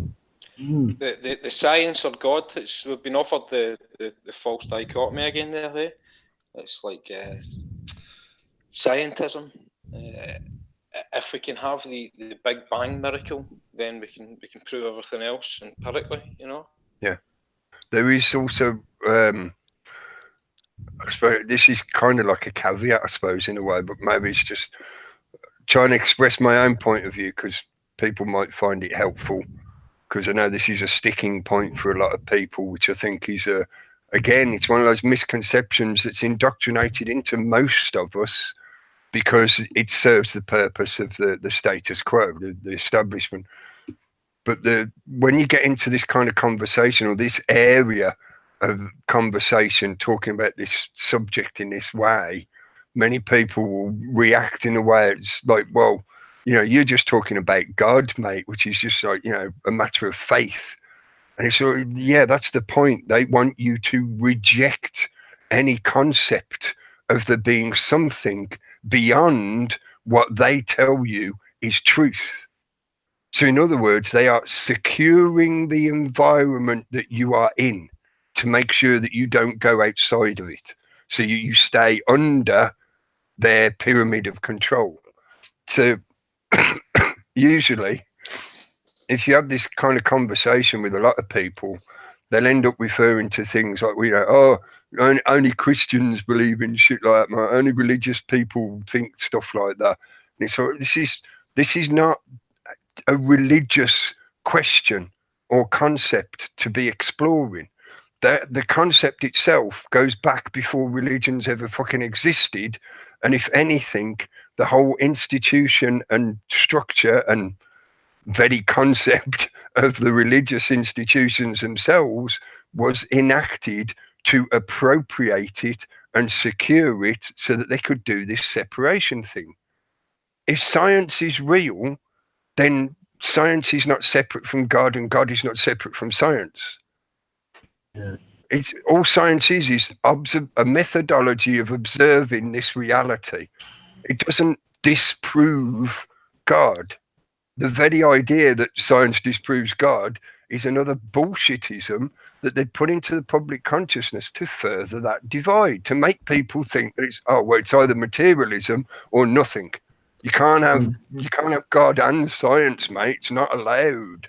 Yeah, it's similar. Sorry, Gary, on you go, mate. No, go on.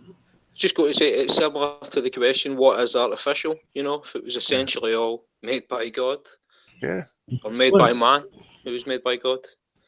I thought earlier on, Cookie, you was going to say that Doctor Who episode sounds to me like one of the sort of picture shows you get on the wall of Plato's cave. It was.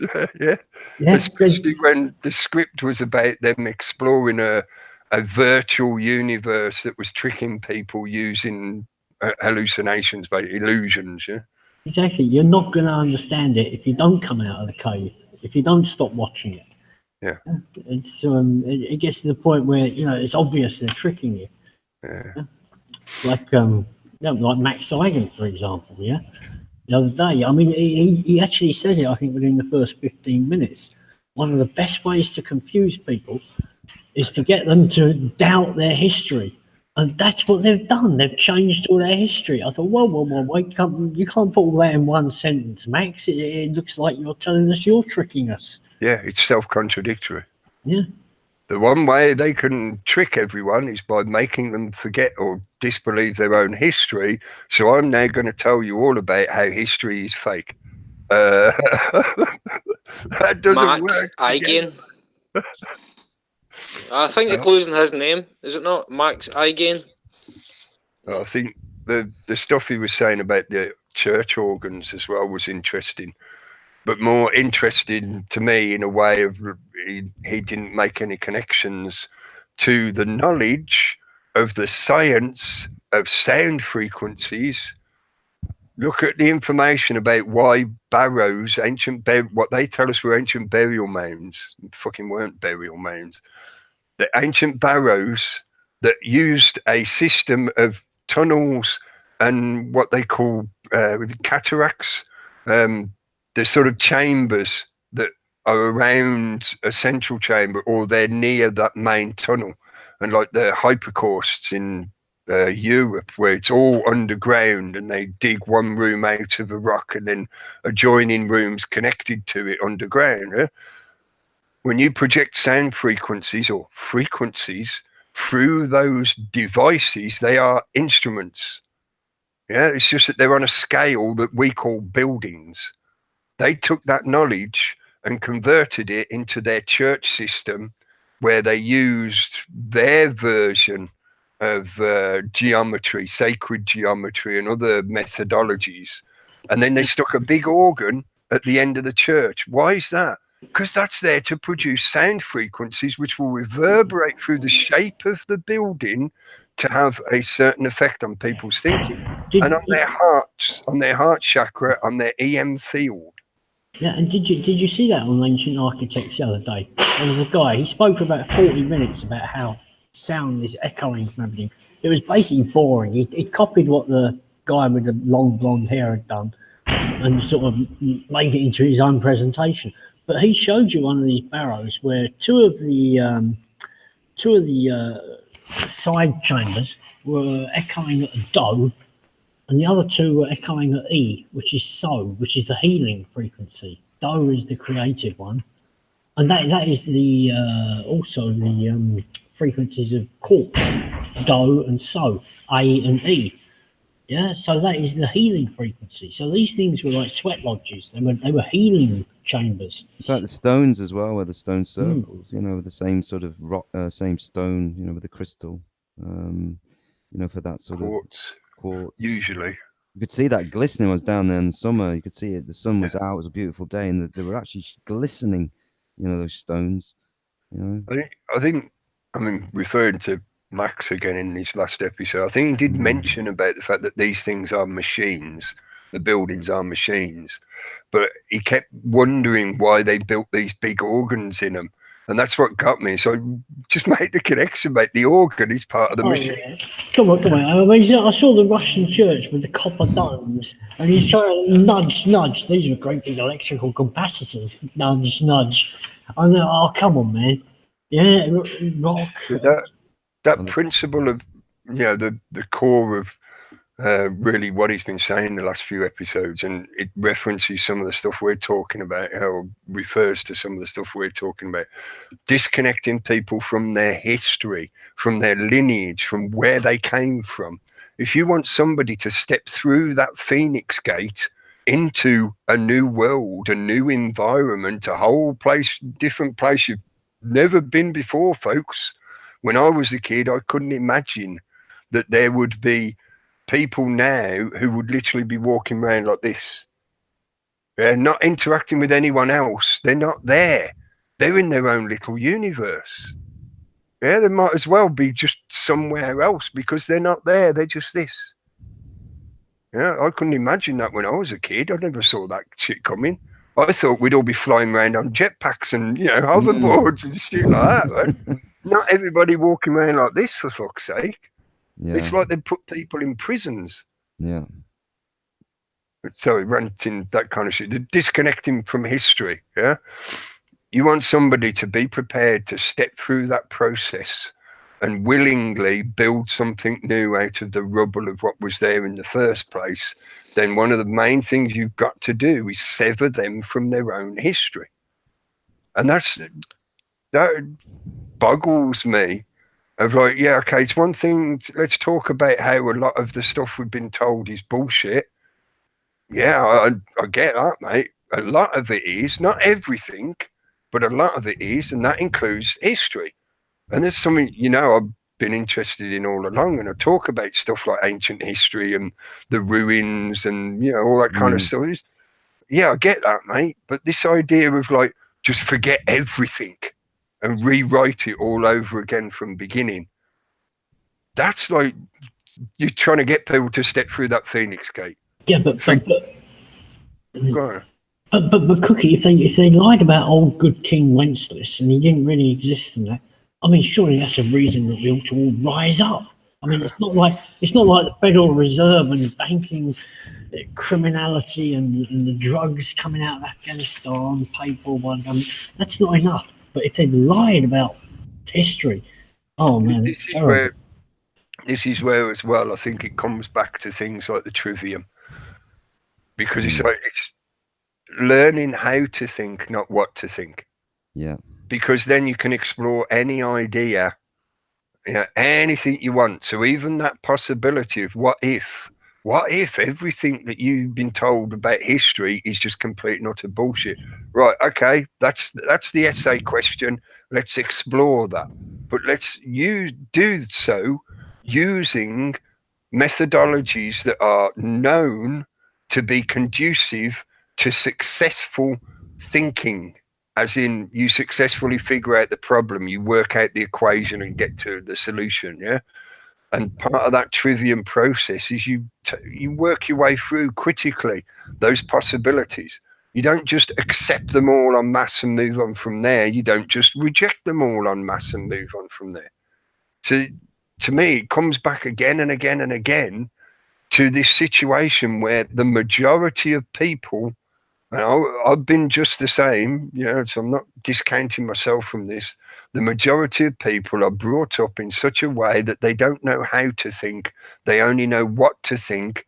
And that relates to the people that control their perception of their reality. So the authority figures, the teachers, the judges, the politicians, the ones that tell you how the world is. And you are then supposed to just go around and repeat that and reinforce that illusion. So you help people learn how to think, and then they're free to ask whatever fucking questions they want. You ain't got to worry about them constantly drowning or going crazy, doing something ridiculous because they've come across this question that just, rattles their foundations to such a degree that their world falls apart.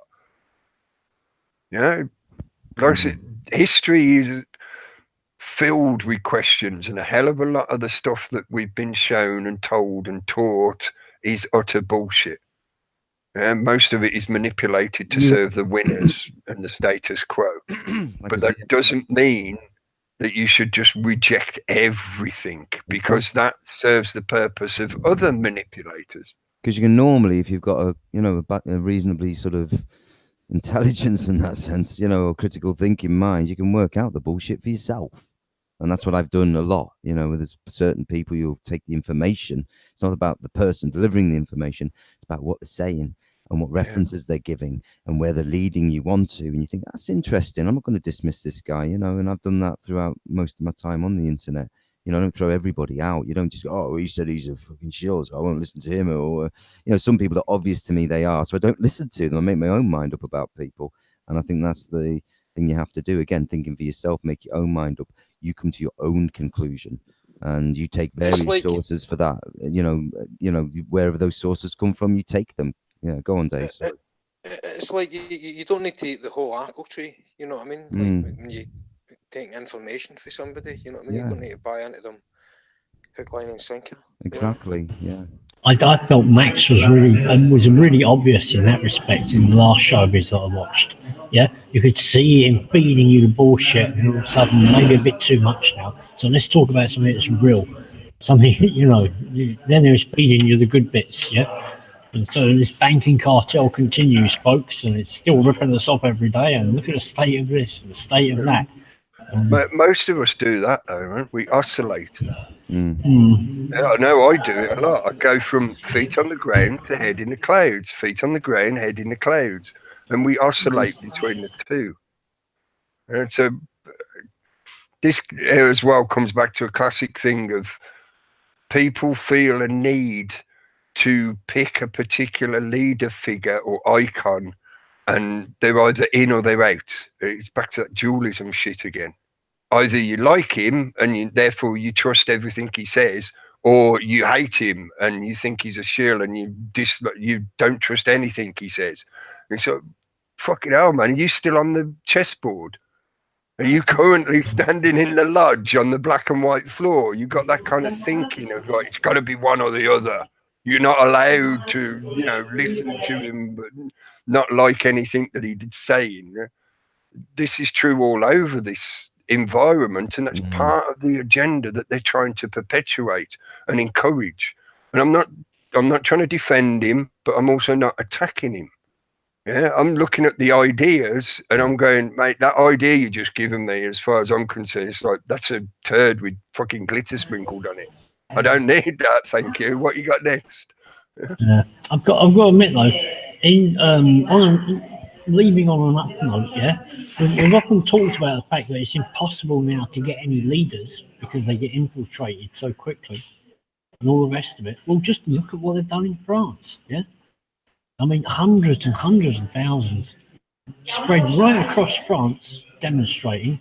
80% of the country are in support of them. They had to go out and they had to search for leaders of this group to talk to. So, I mean, they've got a result. It's like, what you call them? It's funny how they strikes. It made me think about, the Brexit, and they've got the army on standby, haven't they, for the UK? And it's like... Did you see the clips of the snipers on the balcony? No, I haven't seen that, no. Yeah. But then, you've got the French who got no royal family, have they? Supposedly. No, well, supposedly, yeah, but, they're sort of socialist or whatever. They're the ones who the firemen are out burning the tyres, the police go on strike, everybody supports everybody in the sense of like, if you've seen in the past, but this Macron dude seems to be a bit more different, doesn't he? Because he's not, he's winding them up as well. And seeing the images I saw over the weekend of that violence, so that sort of protesting and stuff, it seems some of it was set up as well, for the camera, the usual sort of let's set the car on fire stuff. I did see some of that. I did see a spot. Yeah, go on. Sorry. What exactly is a leader? Is that an order giver? It's a word that's used by sort of radical left thinking as well, isn't it? They're looking for young leaders and stuff like that, thought influencers. Yeah. That sort of terminology. Just not that comfortable with that word.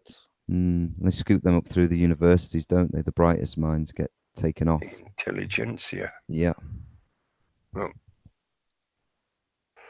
it's probably a good time to wind it up. I notice that Gary's just had to drop out. I was just looking at the time thinking, I'm surprised I haven't kicked him off his computer yet. Yeah, because he's normally gone by 10:30, isn't he? Yeah. Oh, man, what was I going to say then? I'm going to wait and see how it develops and how it continues, and if any evidence starts to come out that there has been things like NGO involvement. There were some videos I saw that could be pointed at and said that looks like sniper fire, but it's poorly taken video imagery. It could be faked, it could be altered, all kinds of possible questions come up. So I'm waiting at the moment to see just how genuinely organic this thing is. It could be genuinely organic. It certainly could have started that way. The fact that they don't want to talk to journalists and shit like that is nothing really new. You know, a lot of protest movements will do that because they know that the journalists just want to, you know, interfere with what they're doing. So they avoid them and they don't give away. It's called OPSEC, operational security. If you talk to the journalist could pick up something from you that they then are obligated to pass on to the judiciary or the authorities. Yeah, so you don't talk to them full stop, and then it removes that risk.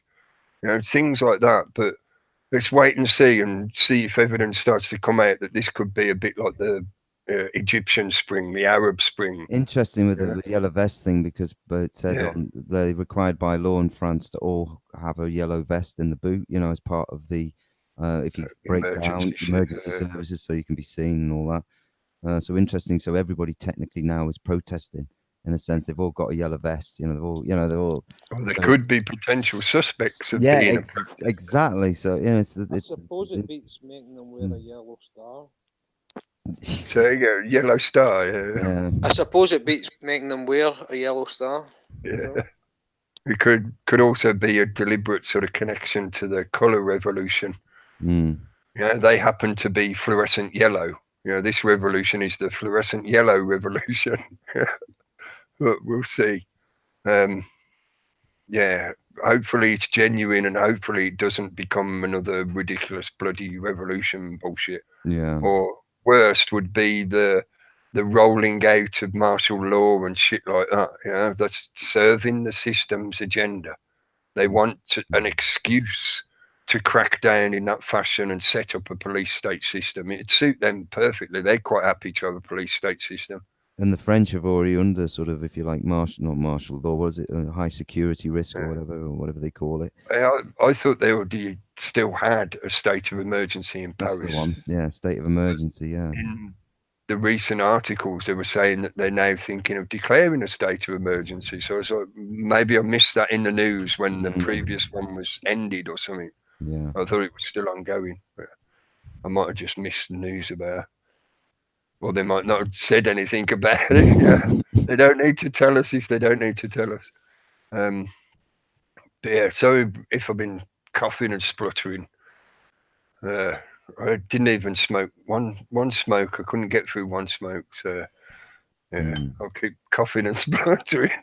But at least we had at least a good couple of hours chatting. So thanks. Yeah, thanks cheers, for joining. Cookie. Yeah, cheers. Thanks, it was good. Cheers, Cookie. And thanks everyone in the chat room. I know there's been loads of chat. Been some good chat in there. I was reading it before. Yeah, interesting. Yeah, it's good. I'll read through that tomorrow. I'm not going to try and do it now, but I will watch back and read through it all tomorrow. So thank you for the people who get involved, who participate in the chat. And like I said before, the chat is there for you to make use of in that fashion. If you take the piss, if you abuse it, you will get booted out. You know, it depends how badly you abuse it. If you're just being a bit cocky or whatever, I know there's plenty of people in there who'll bring you down a peg and balance you out a bit, and nobody likes a bullshitter and stuff like that. But yeah, abuse it and you'll get kicked. So don't think this is some